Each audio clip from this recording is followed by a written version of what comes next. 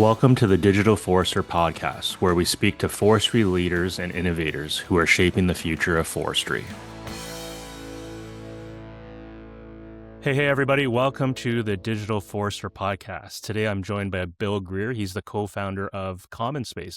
Bill, how are you doing today? Doing great, Kevin. How are you? Not too bad, not too bad. It's spring here. I don't know where you are based, but it's sunny. It's not winter, so I am every day feeling more optimistic. But where are we reaching you today? I am out in Denver, Colorado, which is Oh, sunny nice. and actually a little chilly today, which is a bit Huh? of a change. Okay. So you're kind of in that Colorado area where there's a lot of Earth observation, something we'll be talking about, or history, or a footprint of companies there. But maybe to get going and like an icebreaker, this is a weird one. I'm actually really curious to see how you respond to my first question. We joked, hey, there'll be a warm up. I'm like, oh yeah, there'll be a warm up. No, there'll be a warm up. Not a warm up. We'll jump right into it. But Bill, you studied business administration at Ithaca College. You were a competitor rower and you are now building a humanitarian satellite constellation.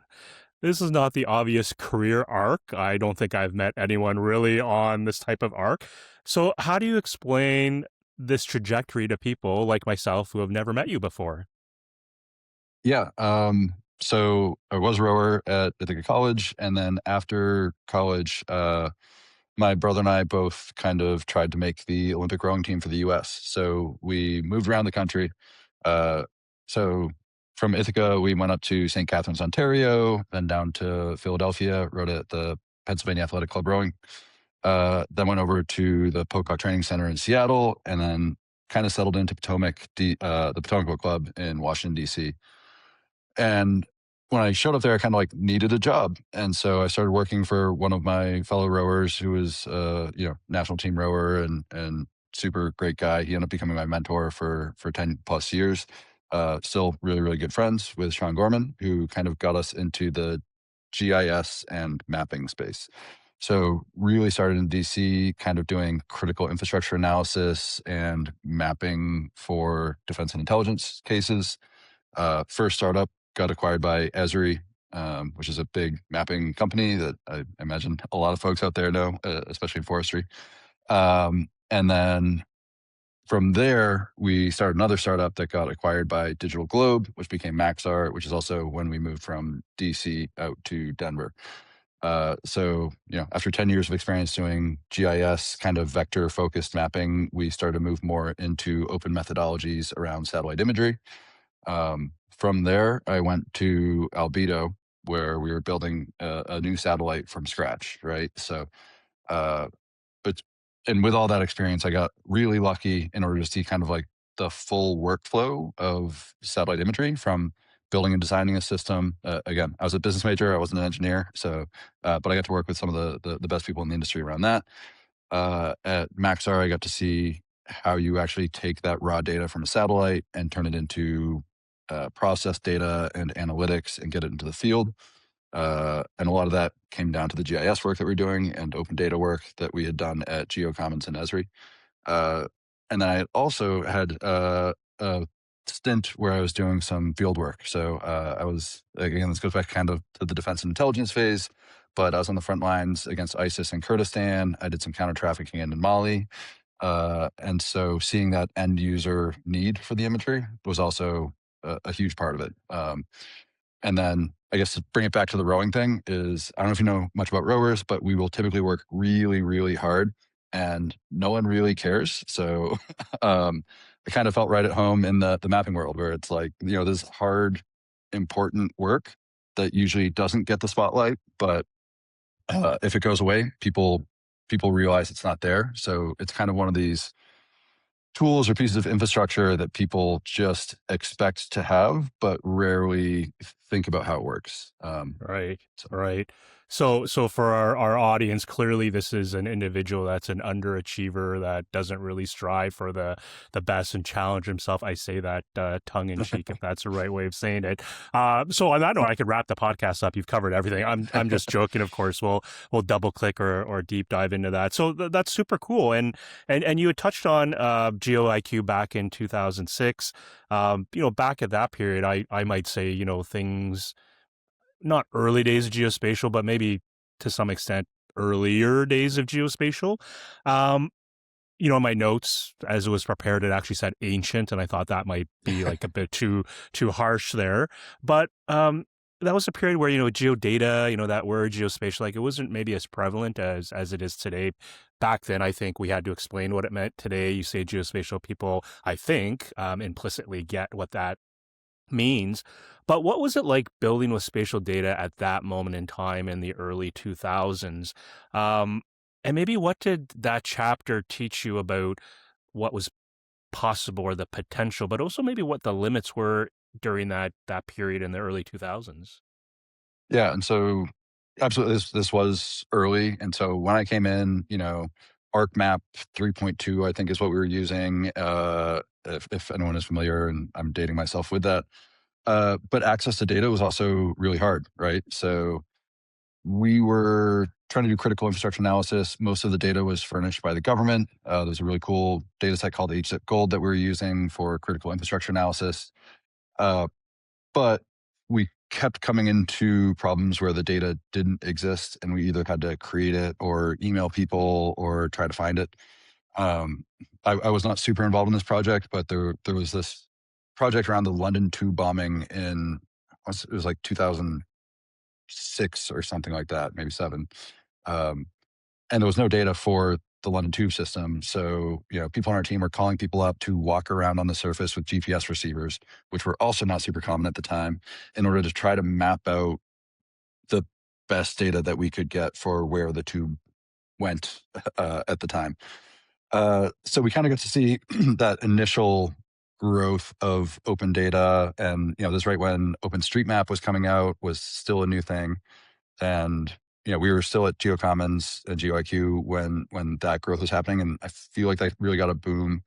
Where this was also kind of a foundational moment, I think, both for me professionally, but also for the industry, was around the Haiti earthquake and the Afghan elections in 2009 and 2010, where there wasn't data, and all of a sudden, OpenStreetMap became this tool to get data, but there was still trying to figure out how to distribute that data and how to get access to it and just change formats, right? So Google Earth was also kind of a thing, but not in the same way Google Earth Engine is. Analytic tools weren't there, and then the data was just not out and available. So, yeah, it was a really interesting phase, and I think it was really Yeah.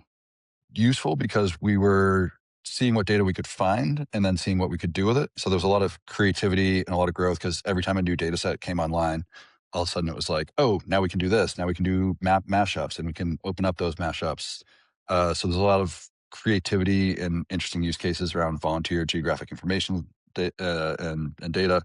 And there was this question about, what is authoritative versus what is not authoritative. There's a big kind of argument about OSM was just built by a couple of people drawing maps, and how can we trust it? And now it's the basis for a huge amount of global mapping data. So Yeah, absolutely. And it's kind of funny when you say that, like my kids, they just pop up Google Maps, Apple Maps, whatever flavor, they pull up all this imagery as if it was nothing. And then for some of us, we talk about the ArcView 3X days, the Avenue days. Again, we'll be dating ourselves, chuckling inside.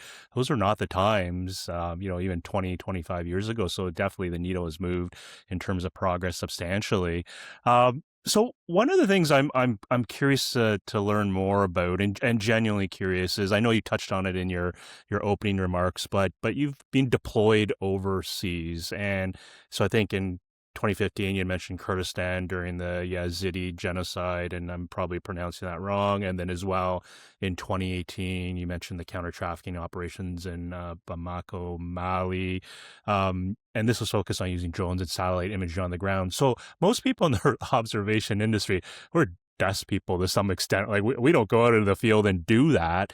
And we're not close to maybe the real world or the application of the data. So help me understand, how did those experiences change you? I'm assuming they probably fundamentally did, because you weren't well, maybe you're at the desk, but you're in the field, you're seeing it with your own eyes, maybe smelling it, touching it. There's context to the work that you're doing. Can you share maybe some experiences there?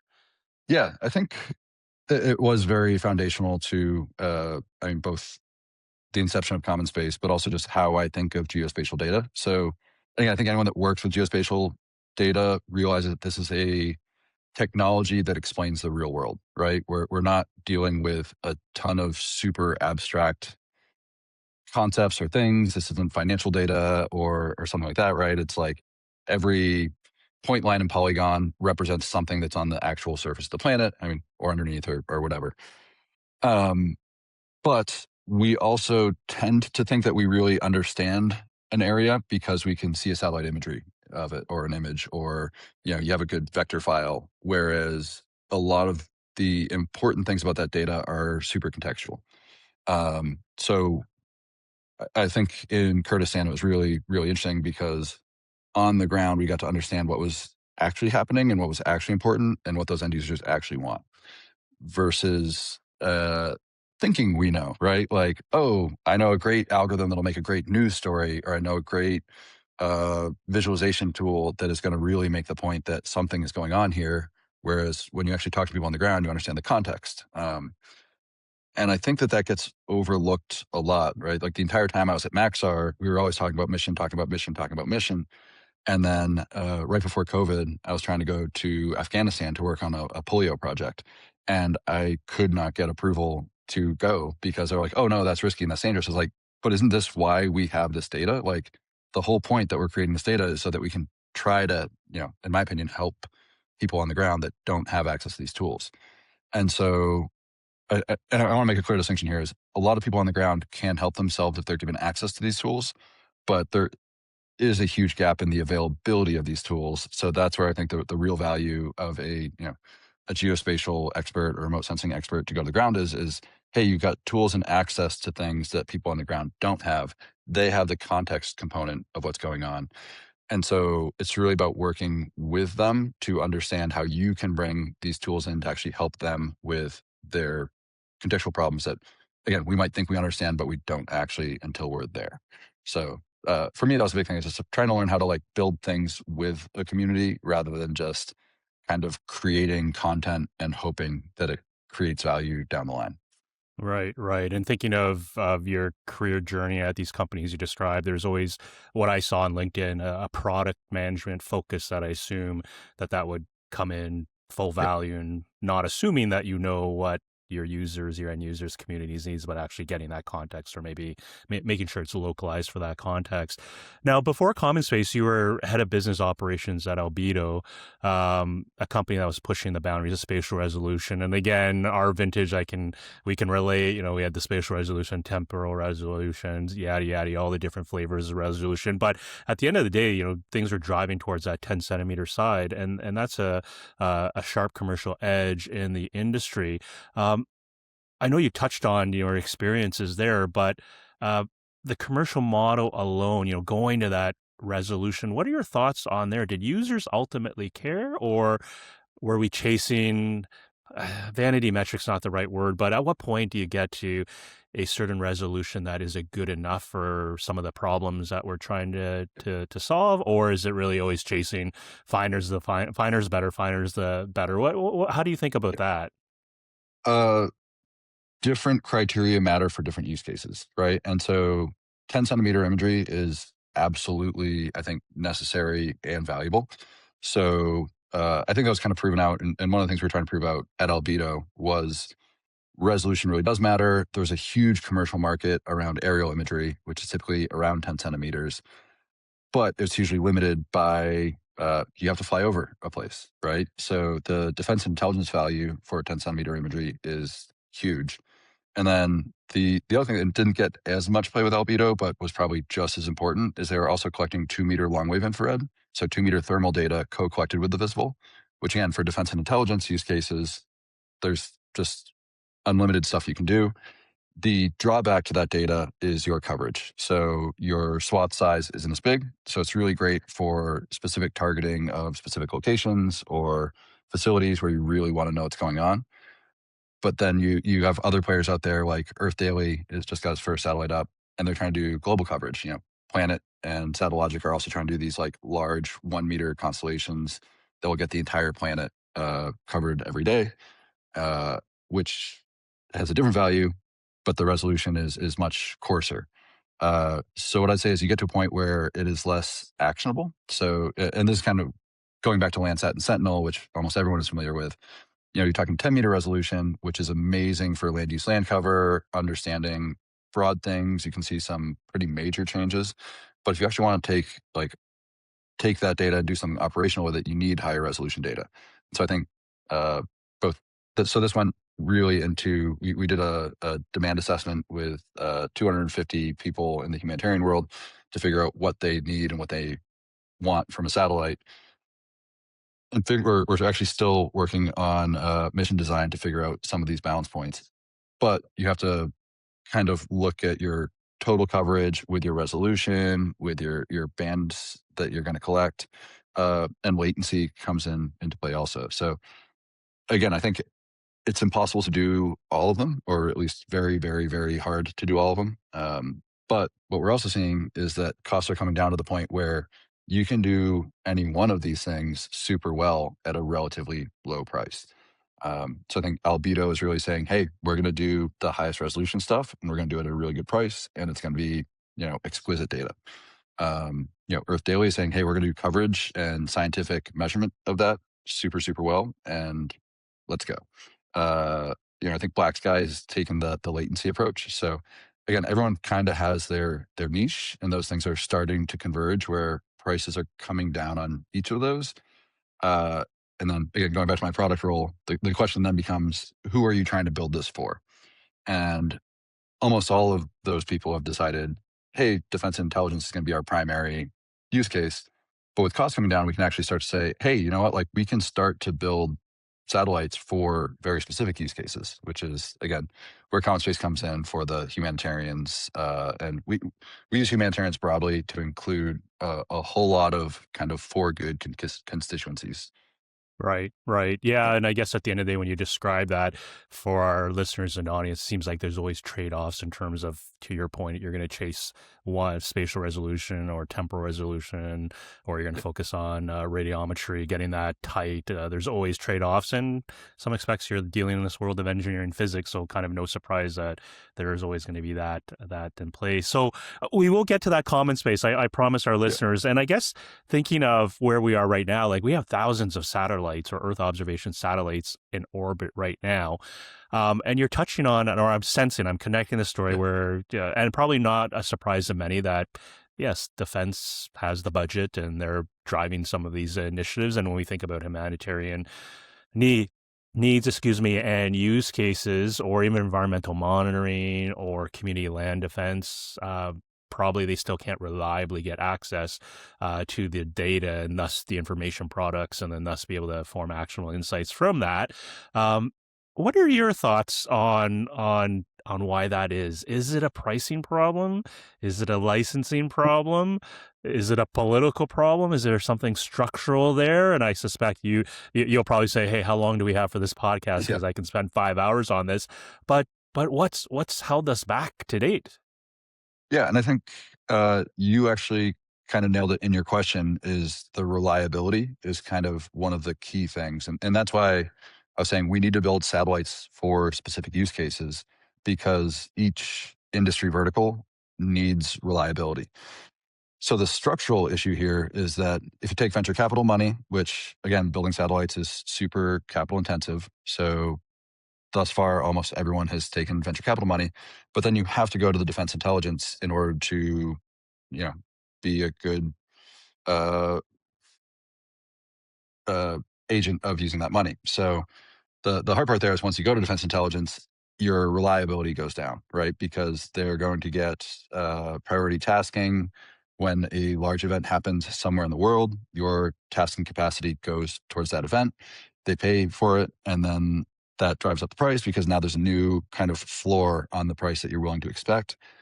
And then on top of that, they also put restrictive licensing on that. So, you're kind of forced into 5 specific licenses when you onboard into the kind of government procurement system. And so all of these things kind of work together to kind of create this structural barrier to non-defense intelligence, non-government users getting access to the data. So we've had to take a kind of, uh, I'll say we're doing this the hard way, which is again going back to the rower mentality is cool. Let's just do it the hard way.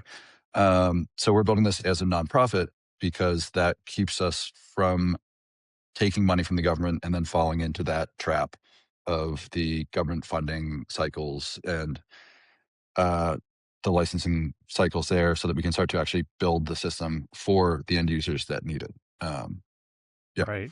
Right. And so thinking of that during COVID, you talked about the venture cap dollars. During COVID, we saw, multiples through the roof, sometimes not even any due diligence being done. And then we saw a lot of these space companies looking to do satellite kind of uh, literally on a rocket curve. And then we also saw this plummeting. Various folks in the community wrote about it in terms of suddenly there's this massive decline. And to your point, maybe there was a realization from a business model point of view that it didn't quite fit, or maybe the people that some of these VCs are backing, they didn't understand the space as well. But to your point, with Common Space launching it as a nonprofit, how do you envision the financial model of, because as you said, like satellites are expensive.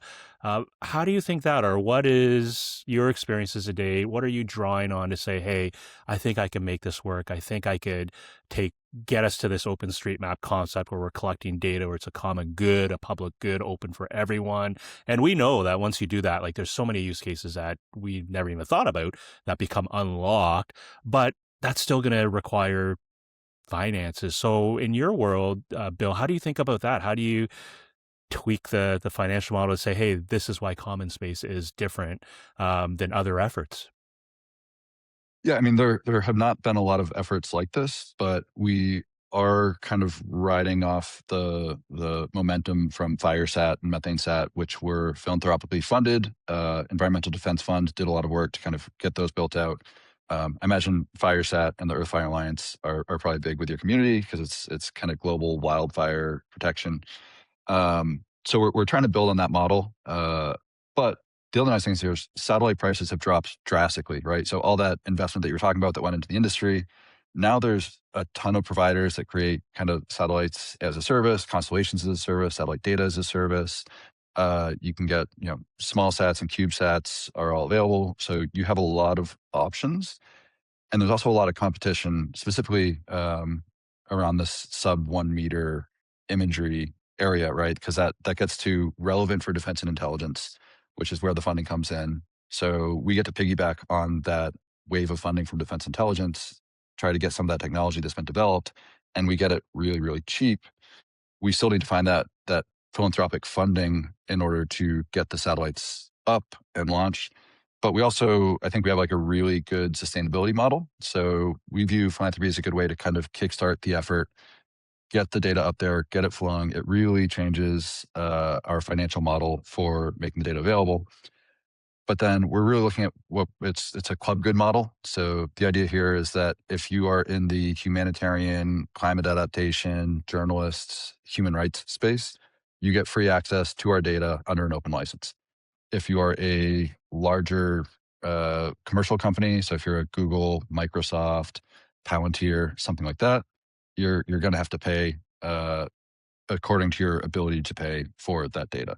It still has an open license, but the idea is if you want to get kind of access to the good stuff quickly through our portal, then you need to pay. And that becomes kind of our sustainability model, both towards building new satellites, but also towards paying for the downlink, the operations, the processing of all that data. Right, right. Very cool. And I think that's the part when most people, when you see nonprofit, there's just this association of, oh, they don't charge for anything. Everything is free. And that's Yep. furthest from the truth. It's just a slightly different business model. So when we think about Common Space, maybe we've talked about it, but maybe I'd like to get you to kind of roll it up or synthesize it in terms of what is Common Space. And then when we think about the next to 24 months, again, as a high performance athlete, I know you've got, near term, short term, long term goals, and you're tracking against them consistently, measuring away. But how would you describe for our forestry community Common Space in your words? And then, yeah, what could they expect in the next 12 to 24 months to get them excited? Yeah. So again, Common Space, nonprofit, high resolution, optical imagery, kind of going to, so we're thinking pan, RGB, near infrared. Like I said, we're still working through the trade space on a lot of these decisions. But we expect to have a full mission design in the next 3 to 4 months. once we do that, so we're also fundraising right now to ensure that once we get that mission design completed, we can kind of start building as quickly as possible. So hopefully 24 months from now, we have a satellite ready to go and launch. Uh, but there's a lot more actually than just that. So we are trying to build this with the community. So my co-founder, Rhiannon Price, who is amazing, has been running a governance task force. We've got about 36 industry, nonprofit, just amazing folks working on that task force to ensure that we both stay on mission, but also because this is a new model, we have to actually rethink how satellites are operated. So, for example, typically you would just task a satellite based on who is paying you the most money. We need to task a satellite based on where the most need is for our mission. And again, our mission is a fairly broad humanitarian mission. So, uh, I like to think about it as populations at risk from climate and conflict. So that covers a lot. Specifically around the human side of things. We want to be this public good that actually helps people make decisions about their communities and where they live, helps them rethink how they will deal with disasters or conflict. So again, going back to like building with these communities, we are trying to give them the tools that they can then take and run their own analytics, run their own data, but try to give them reliable and consistent access. So step one is getting, our first tranche of satellites up there so that we can start to get to that reliable access. And then we hope to work with a lot of the commercial industry to open up more of their data for the same mission. So, Right. our satellite isn't going to be the best. We're not going to be everything to everyone. And there's certain situations, flooding and hurricanes where synthetic aperture radar, for example, is the right tool to use for the job. So once we get reliable access, then I think we can start to expand to kind of a commercial virtual constellation to engage the rest of the commercial industry to also contribute to the same mission. Um, Right. and like I Right. said, there's also other nonprofit missions that are kind of coming up and around to support these things as well. So trying to get a collaborative partnership with them will also be great. So, Earth Fire Alliance and FireSat, they can find these zombie fires and wildfires where we might be surprised and we might want to know what's going on. So then we can tip and cue, use our satellites to see what's actually happening, to see who's actually at risk from that fire. Right, right. Well, it's kind of funny when you just funny and not funny at the same time, where you describe, common space, focusing on humanitarian need. And on one side, I say it's funny because, well, yeah, we should be helping other human beings. But the flip side is what you described. I suspect you're just scratching the surface. That how do you then prioritize humanitarian needs in a fair, equitable, open, and transparent way? I suspect that's a hard one that you guys are thinking through. And so maybe I'll pivot you, Bill, in terms of our audience and Forestry. And you kind of touched on it on your last comment there.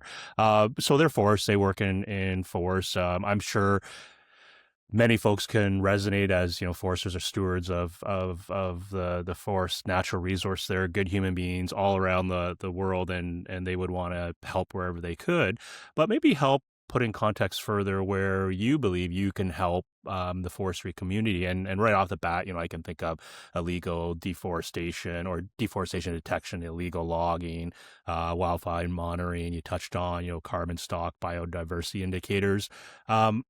What is genuinely possible now from your point of view as you think about Earth observation? Do you think we're using the available resources today, setting common space aside just in terms of your deep background in Earth observation and entrepreneurship? Do you think we're closer to solving these things? Do we have the tools today, or do you think there's something that we're just missing in terms of connecting the pieces to really knock this out of the park?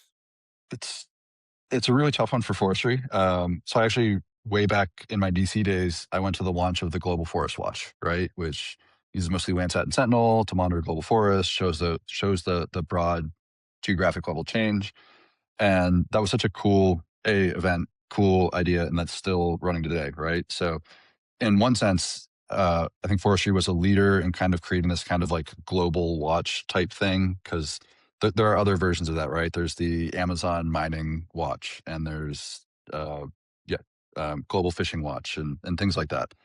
So I think forestry was a leader on trying to get to these analytic tools to understand what's going on at a global scale, and then where it gets harder is kind of, I think, on the enforcement and on that actual operationalization side of it. So I think that's a great tool for us because we can see where major changes happened.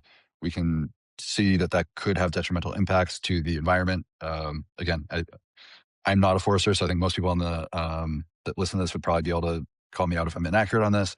But my understanding is, hey, once you deforest a place, it's also more prone to landslides and mudslides, right? Which also impacts human populations, and then that creates downstream river flows that also impact fish and small land farmers and a bunch of other constituencies that matter. So we view this as saying we want to holistically help with all of these things, and a lot of it does start with forests. But from the technology standpoint, it's great. But then this is, I think, where the structures have also hurt forestry. So more recently, you have NICFI, right? The Norwegians invested a ton of money with Planet in order to create a bunch of open data for, I think it was mostly focused on tropical forests, but forests in general. And then that kind of collapsed in January of last year, 2025. And so, again, that kind of goes to the reliability and the support that commercial providers can or will provide, right? As long as they're making money on it, it kind of works out. But how much can you rely? And then, like, when will that rug get pulled? So I think that's one thing that we're very concerned about is saying, hey, we want to be reliable access now and ongoing into the future where you can trust that this data is going to continue to be there long term due to the support of all of these kind of groups pitching in. And I think it becomes really worth it because, I mean, yeah, NICFI, they invested, I mean, millions and millions of dollars into buying imagery. And I think that same amount of money could have launched 2 satellites, at least for us, to provide, 3 to 5 years of ongoing continual access without having to make the trade-offs with tasking for defense intelligence and these other things with an open license, which would allow that data to then get to that the end user in the field that actually cares and has that context on what to do with it.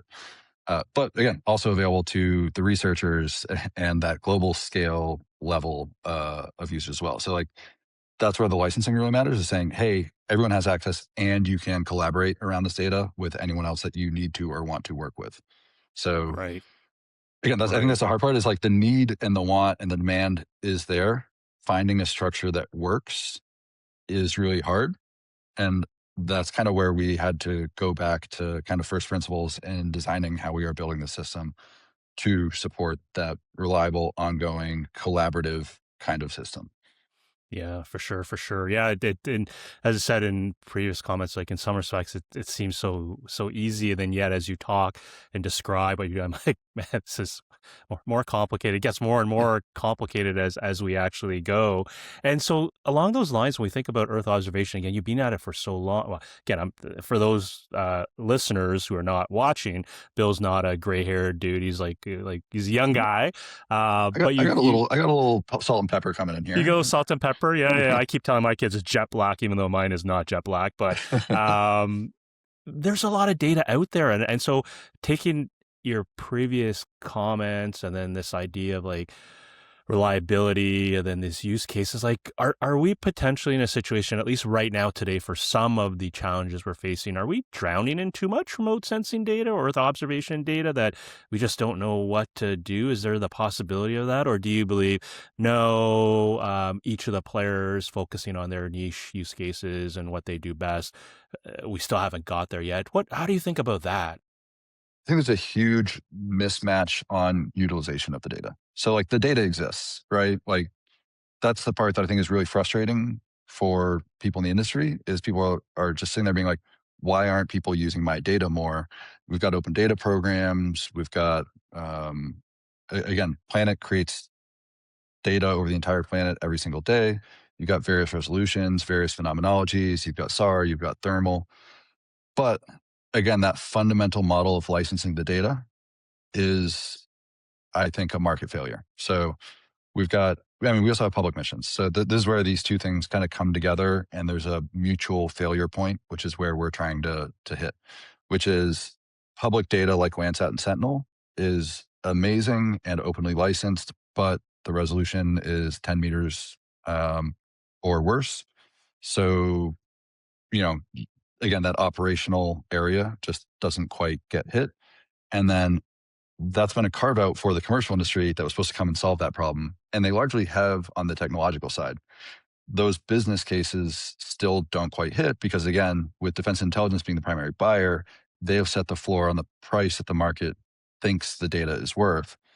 And most of these companies are defensive, right? They want to guard their data because they think all the value lies in them owning the data. We think the value of the data is like the data needs to be used in order to be valuable to those end users. So we really just care about users using our data to have the impacts that they can have as that end user. We don't care about how you monetize it. We would love people to monetize that data if they're paying for it from us, or just carry forward their missions and having the impact.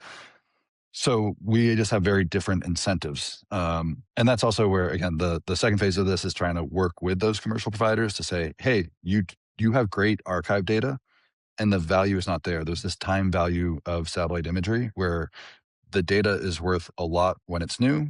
And then once it's not new, it's got a shelf life that's pretty short. So, but there is still a lot of value in that. Like if there is a flood or an earthquake, you need imagery from before that disaster in order to compare it to know what's going on. Or in forestry, right? If there's an illegal mining operation, you need to see a nice pristine forest, and then you need to see that it's all getting torn down and these impacts. So I think there's a really good opportunity for us to work in coordination with the commercial industry to make this data available and create it as a public good where everyone can use that data and again start to build methodologies on that data and really get to the point where the archives have more value because more people can test it. They can uh, everyone can build capacity to use all of this data better. So we have better tools, better methodologies, more open data, and people really understand that value because it it becomes an essential part of operations, right? Satellite imagery is an essential part of operations for some users, and then other people just can't get access to it. So, and Right. I would also say if you think we have too much data out there, I would recommend you go try to buy some because I don't know if you or anyone you've talked to has tried to do this, but getting access even from federal agencies that work in the civil space, it's still a fight just to get access in any way. Yeah. Yeah. I'm sure there's probably listeners and viewers nodding their heads vehemently in agreement there. And it's interesting you touch on that because at one point I was thinking, well, for folks who cannot afford accessing this open data, but you've made it very clear saying, hey, in terms of the vision that Common Space has set and the mission with an open license, you don't care. It's like you want to empower people who have resources, don't have resources, and you're not even focused on the KPI being around them. Where I also suspect, hey, if someone's wildly successful, maybe there's a pay it forward model where they'll come back into the community. We've seen it in other open communities to help out.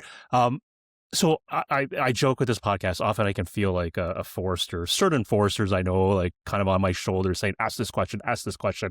Yeah. So you touched on synthetic aperture radar, SAR, earthquakes, flooding component, well suited for that.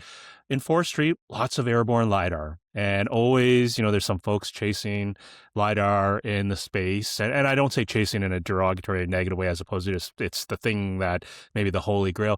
What are your viewpoints on that? Do you hear that demand from folks when you think about humanitarian use cases, or is it like, look, like that LiDAR, that laser 3D data set, like it's not critical if there's an earthquake, the interferometric SAR is good enough to do what we need to do. What are your thoughts on LiDAR? Are we going to space in the next, I don't know, however many years? How do you think Yep. about that?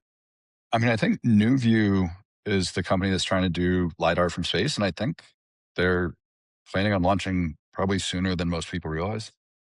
So I think wait and see on that. I do think that's still more of a defense intelligence use case. So the big thing for me is interpretability of the data, right? SAR is amazing. LiDAR, even more amazing in many cases. Again, more localized typically. Um, but it's if you want broad use of your data, and so the way we really think about this is we're trying to enable local communities to use our data to their own benefit. So being able to interpret and build capacity around that is kind of a key thing, right? There are a lot of people out there that don't know what SAR is or what LiDAR is, or have tools to work with SAR or LiDAR. But if you give them an optical image of their town or neighborhood, they're gonna be like, oh, that's my town. Oh, this bridge is broken. Oh, they're cutting down this forest and my grandpa's land or something like that. Um, so I think that interpretability for our users is really, really important. That being said, we kind of have this multi-level thing where we want imagery analysts from the United Nations and the World Bank and World Food Program and all these FAO, all those large organizations have GIS and remote sensing experts. We want them to be able to create downstream tools and downstream data products in order to support those end users. But it's also important to create something that those non-technical end users can have access to. And again, like remote sensing and GIS is a niche, but if I send an image to a guy with a lot of land and he can see that trees are getting cut down on his land, it becomes pretty obvious in a optical satellite image. So I think that that's where we come in on the balance of that. That being said, I mean, yeah, the quality of LiDAR for, especially for, like, to me, for academic purposes, because you can kind of see through canopy, you can see that ground level. There's so much good data there, and we want to enable academics as well, right? So the idea there is like, hey, if we can work in coordination with aerial LiDAR, with SAR, with these other tools, that's an excellent bonus of having open data available to those systems. And I hope we have open LiDAR. More data to me is just better, but it's making sure that you're building that data to the right user. Right, right. Well, you and I will both, as you tell that story of the ortho, right, picking this farm. You and I both remember the days where it's like, "Hey, where's my house?" The first thing Yep. you're zooming in to look, you're what? That's not accurate, and that debate. So we'll probably see that come full circle in other communities as we go. Two topics people are talking about all the time. Curious to know your thoughts on it. So AI, artificial intelligence, obviously in remote sensing, it can mean so many things when we think back Yep. to maybe the unsupervised classification days, the supervised classification days, and the machine learning, the object-based image work, OBN, stuff like that.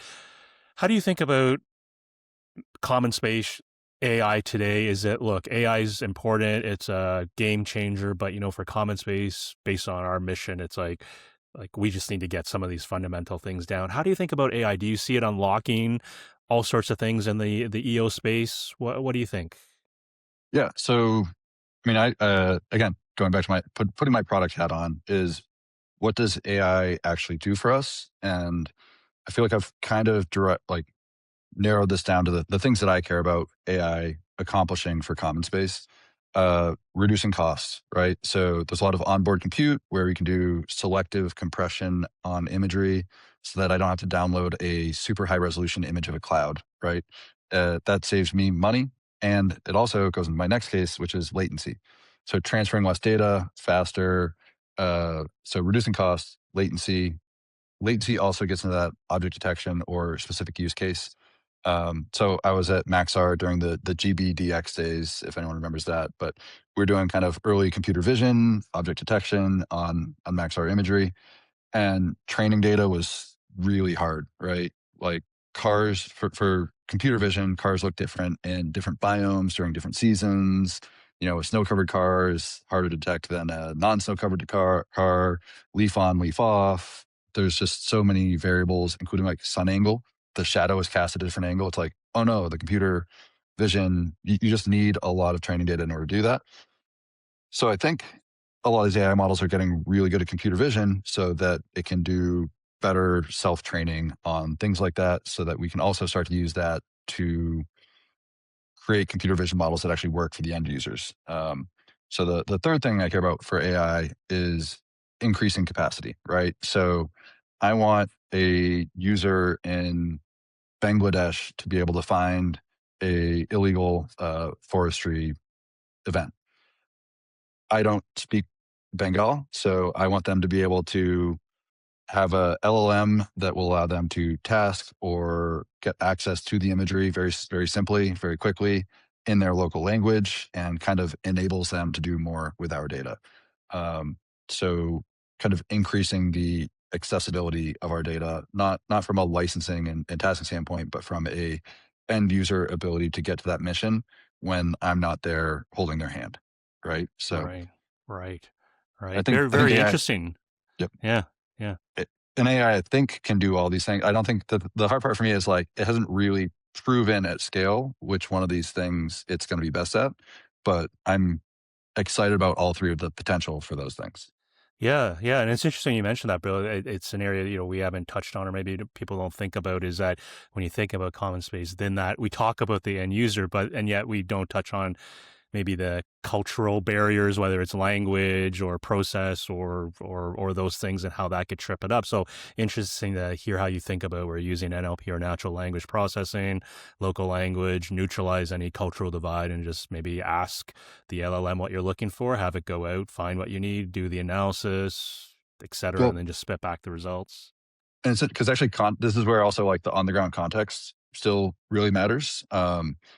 Example I really like to use, like one of our big things we'll be looking for is damaged buildings. So after an earthquake, in conflict, after a hurricane, tornado, like there's a lot of situations where buildings are damaged, and our resolution should be good enough to see those things. But I spent some time in Morocco, and I kind of noticed at a certain point, especially out in rural Morocco, everyone kind of builds their houses, and then the second floor isn't done. So there's kind of like a lot of under construction second floors in Morocco. And it turns out I talked to someone about this, and this is years ago. So if this is inaccurate, someone call me out on this. But at the time, they were like, "Oh yeah, there's basically you don't pay taxes on your house until it's done. So while you're under construction, you're not paying taxes on it." And you have like 5 years to finish construction or something like that. So you run Wow. into this like really local context of from a satellite image, it could like if there's an earthquake in Morocco, all of a sudden you're gonna be like, oh my God, every building in this neighborhood is damaged. Where in reality, Right. a local would be like, no, actually, like they're just under construction. Like we didn't even feel it, right? So I think that's like a really good example on where like that local context matters Yes. Yes. in the Yes. application of those algorithms as well, right? So we can have a great damaged building detection algorithm, but the local context still matters as far as what the local response to that is going to be. Right, right. That's incredible. Yeah, because even in terms of the training data, you could set it up completely wrong in the sense that one could think that that is earthquake damage and it's not. Yeah, that's yeah, that's really interesting. Very interesting. Learned something new about Morocco. Did not know that. So yeah, very Well, very cool. I think there's a pattern that is going to repeat, right? Where, and this is kind of what I was saying earlier, is we have access to a ton of satellite imagery everywhere, but do we really know what we're looking at? And the answer is no, but locals do. And so, that's one use case that I at least got to see with my own eyes, but I can't be everywhere and see everything. And so I don't know what other examples exist like that globally. And I'm sure there's a lot. Right, right. Well, I can guarantee you the foresters listening to this would again be nodding their heads because we have that saying, "Boots on the ground." You always need to have boots on the ground to Yep. see it. You can't just rely on the air photos or whatnot. Like there's local Uh, knowledge in these foresters. Now, as we look to maybe wind down, I've two questions. Carbon, like, is this something that rears its head? Because in the forestry community, a lot of carbon verification programs, some have gotten quite high profiles maybe for all the wrong reasons, but it's using Earth observation. Do you bump up with that right now, or is it not really something that crosses your path? And if it does cross your path, what are you seeing in terms of your work there? yeah. So, I mean, was it EUDR? I think is probably the one that I'm Yeah, and again, this isn't really my field super well, but I think it does come up where what are going to be the future things where we need data and data is not available, right? Or how do you know what data you need? I think we can at least be a tool for that to say, hey, like, let's work on the academic science of this. And so I've known a lot of companies that have done various either soil carbon or tree carbon measurements. And the really hard part there is the science, right? So more data to create better science so that we can create better inferences from more data, I think is key. Um, do I know the science? No. That's where, again, I think that the LiDAR gets really interesting because as far as pulling carbon out, right, you need to know the canopy and how much carbon is in the forest, but then being able to see the undergrowth and underbrush is also a major metric that can take carbon out. So uh, the way we look at this is that I don't think forestry is our primary market, and even our system itself, right? Our resolution and coverage probably doesn't fully meet that use case, but I think there's a great place for it to do statistically significant spot checking for forestry or around specific events for forestry. So I don't know if the carbon markets is where we'll play hugely, but I think we could also prove out the case that, hey, we might need a satellite system specifically built around this. And if we can be a a tool to show how to build that system where the economics work out and the value is there, then there's a ton of value in that as well. So Right. uh, kind of promoting the concept of just space isn't the barriers to space aren't nearly as difficult as they used to be. And it is one of the best tools for global monitoring and global checking of metrics that you need. And actually, like again, I mentioned Earth Daily earlier, but between Earth Daily and Landsat and Sentinel, I think there's some real advantages to that data being available. Again, the hard part is the licensing on the commercial data, but hopefully we can start to unlock that, unlock the academic cases to get those measurements really accurate, and then prove out the value of those things. So, um, Right, right. Well, I yeah, know there's that same space as the new frontier. I don't know if we're entering that era where talk of data centers going up in space, and the past conversation about mining in space. It's like I don't know. We seem to be trending in that direction. So as futuristic as that might have been, maybe once again, sci-fi is proving things going forward. Um, my last question to you, I guess, Bill, is I feel like this is hard work. Like you're going into uncharted territories. There's not a playbook to follow. Um, high high risk of maybe getting tripped up on something that just doesn't work. And then yet at the same time, I feel like there's so many opportunities in terms of you talk about philanthropy. We both know there's a lot of people out there with resources that for the right cause, dear to their heart, will contribute significant amount of resources. We know that fundamentally as human beings, we do hopefully all of us look to the future with a positive outlook or half glass fill. But I guess I'm just curious, like at that personal level, when you think about doing this, like is this just back to your point, like, hey, I'm a rower, I'm a competitor rower. It's in my DNA. Like, I'm okay banging my head against the wall as many times as it takes to get this mission done. What's a positive thing you'd leave us with? I think you'd be the best guy to close this off. But what are some words that you'd share with all of us, I guess, as we think and we look to the future, especially in today's world stage where maybe there's so much yep, negativity or things. Leave it. What would you share with us on a positive note? No pressure, by yeah, the way. no pressure at all. Yeah, so like when we first started this, I think there was a lot of early stage convincing that we had to do.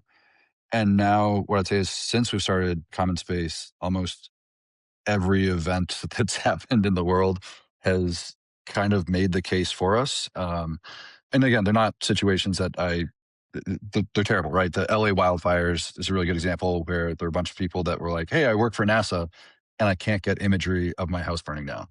Or going into the Ukrainian war, the US government actually cut access to the Ukrainians for multiple days and then cut access to the United Nations. And now there's currently a complete indefinite holdback on imagery over the Middle East due to the Iran war. So I think all these things we've talked about for accessibility of the data have become more obvious, which were systemic trends that we saw early because we've been in the industry for so long. And again, that's the downer side is that access to the data is being restricted. It is not good, but the community that is kind of like latched onto this idea is, this kind of started as me being, like I said, that rower that's just willing to bash my head in the wall all the time. But we kind of got past that point, and now the community is huge, and they're all saying like, yeah, obviously we need this, right? So I think we've kind of gotten over the hard hump. Hopefully, I mean, there's still a lot of hard work to go. I look forward to that. Um, but the amount of people that just reach out to us saying like, hey, how can I help? Like, what can I do to help you, your mission? Like, I think that's a real driving force for me and my co-founder now. We talk to a lot of people constantly, and they're just like, this has to happen. How can I help? What do you need? We need to get this thing up faster, right? Is kind of the bigger Right. thing. Whereas when we started, it was very much like, do we need this? Like, aren't there satellites that do this already? And I think people have started to realize like, no, we do need this, and it needs to happen as quick as possible. So that community now, I feel a real responsibility to that community to get this done. Right. Amazing. Amazing. And how can you not help? So on that note, Bill, we're going to wrap up. For those who that want to follow up with you and help and contribute, what's the best way for folks to reach out to you? Yeah. Visit our website, www.commonspace.world. Silly URL, but we're playing it cheap. And then we're also looking for letters of support, right? So as we go into a more aggressive fundraising mode, just getting letters from the community. And actually, there's another thing that motivates us is we'll get letters from people that, we haven't even really talked to, and they'll be like, oh my God, I need this imagery so that I can do this thing. Those letters of support go a long way with funders that we're like, hey, like, what is the actual impact that I'm going to have? And so, if you're in forestry and you're like, hey, we need this for illegal deforestation, for monitoring, for any use case. It makes a point that it's not just us, that we are enabling a community to do more with this data. So a letter of support is great. We have a template on our website, and just tell your friends. And really appreciate you having us on here, because again, the forestry community, like I said, between NICFI and the Global Forest Watch and being stewards of the environment, like we want to help with that mission as well. It's not my expertise, but it's very much core to helping and making. I always think about what is the best possible future that we can make, and how are we contributing to that best possible future. And I grew up in New Hampshire. I think it's the most densely forested state in the country, and I love it. So For sure, for sure. Well, there you have it, folks. If you want to reach out, best way, commonspace.world to reach out to Bill. Bill, thanks so much. We're going to wrap it up here, but enjoyed the story. Looking forward to chatting more in the future. awesome. Thanks so much, Kevin. All right, thanks.